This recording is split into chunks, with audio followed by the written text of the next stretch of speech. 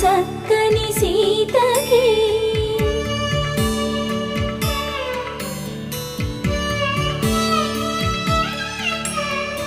ఎర్ర జాబిలి చేయి రాముడేడని అడుగుతుంటే చూడలేదని పెదవి చెప్పే చెప్పలేమని కనులు చెప్పే నల్ల పూసై